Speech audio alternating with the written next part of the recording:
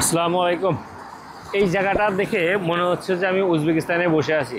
ঠিক তাশকেন্ট যে হোটেলটা আছে, হোটেলটা থেকে ঠিক অপোজিটে যে কামাল কানবোপ না কি একটা ইয়ে আছে, আপনার পার্ক আছে দেখবেন। ওই পার্কের সামনে দাঁড়ালে ঠিক এইরকমই একদম অ্যাজ ইট ইজ, পুরো আপনার 100-তে 70% মিলে যাবে। কে ঠিক নেই, উজবেকিস্তানে ফিল পাবেন। উজবেকিস্তানে গেছো না? মিস করছি অনেক। উজবেকিস্তান যাও নাই? গেছি না।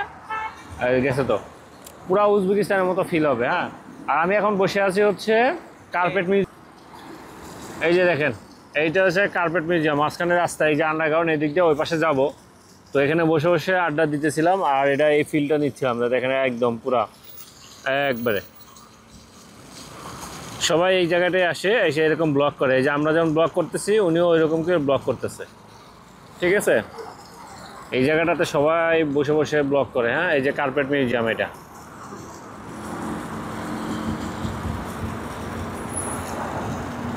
আর অপোজিটে হচ্ছে এই সেই ফ্লেম টাওয়ার। আর এই ফ্লেম টাওয়ার যাওয়ার জন্য এই জায়গায় একটা বাস মানে ট্রেনের মতো আছে, এরকম ট্রেনে নিয়ে যায়।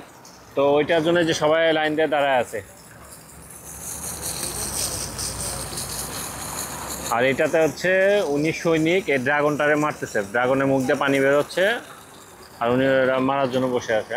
আর আপনারা যদি কেউ হেঁটে যান তাহলে এই দিক দিয়ে যাবেন, আর টিকিট কেটে গেলে এটা দিয়ে। আর সবচেয়ে ইজিয়েস্ট ওয়ে কি জানেন, ফ্লেম টাওয়ার যাওয়া আপনাদের গোপন একটা তথ্য বলে দেয়, মাত্র 50 পয়সা লাগবে। 50 পয়সা, 18 নম্বর বাস ধরবেন, একদম ফ্লেম টাওয়ারের মাথায় একটা হসপিটাল আছে, ক্লিনিক হসপিটাল, কি জানি ক্লিনিক হসপিটাল, একদম ফ্লেম টাওয়ারের সামনে, ওইখানে নামায় দিবে মাত্র 50 পয়সা। আপনি এটা বাসে গেলেই হয়, কি কষ্ট করে। ওই যে দেখেন, ওই যে লাইনে দাঁড়ায় আছে, এখানে লাইনে দাঁড়ায় এটা দিয়ে আবার উঠবে। আসলে এক একজনের শখ এক এক রকম, কিন্তু আমার কাছে মনে হবে যদি আপনি চিপ মানে বাজেটে ঘুরতে চান, তাহলে public transport first priority in Azerbaijan, বিশেষ করে বাকু সিটি। ঠিক আছে নাজমুল? হ্যাঁ।